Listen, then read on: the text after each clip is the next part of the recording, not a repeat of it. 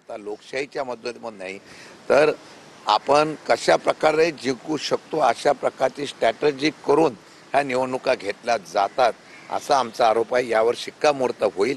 मला वाटतं की अशा पद्धतीने हुकुमशाही पद्धतीने जर निवडणूक आयोग निवडणुकीचा प्रोग्राम जाहीर करणार असेल तर मला वाटतं की तो अन्यायकारक होईल।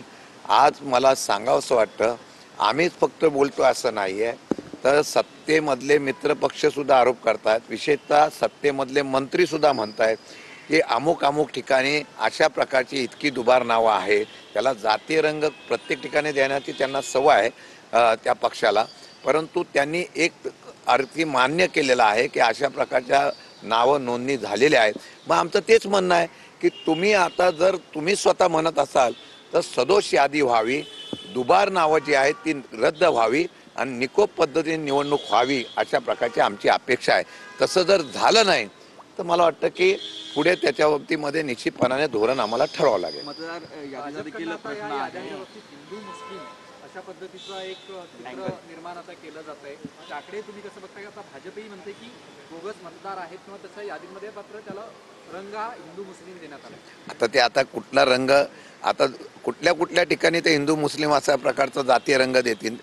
सत्तेवर येण्यासाठी ते फक्त जातीय कार्डच वापरतात।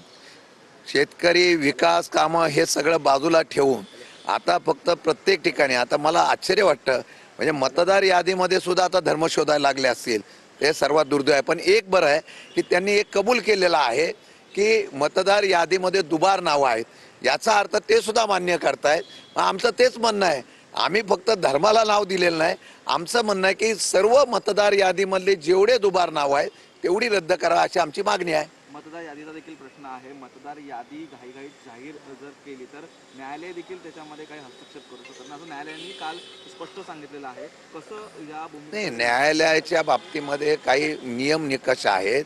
निवडणूक आयोगाला जे अधिकार आहेत, काही ठिकाणी प्रभाग रचना, काही ठिकाणी वार्ड रचना, काही ठिकाणी जिल्हा परिषद गट गणमध्ये सुद्धा सोयीने वार्ड त्याप्रमाणे रचना केलेली आहे, त्याच्यावर हरकती घेतल्या।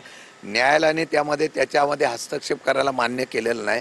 माझं म्हणणं आहे की न्यायालयाने याचं गांभीर्याने लक्ष घ्यावं अशी आमची विनंती आहे। कारण शेवटी जर निवडणुका निकोप पद्धतीने स्वार्थपणाने व्हायच्या असतील तर राजकीय मंडळी ज्या पद्धतीने वार्ड स्वतःच्या सोयीने करतात तशा पद्धतीचे प्रभाग रचना करतात, त्याला जर हरकत घेताना न्यायालयाने कोणीतरी आता कोणाकडे न्याय मागायचा?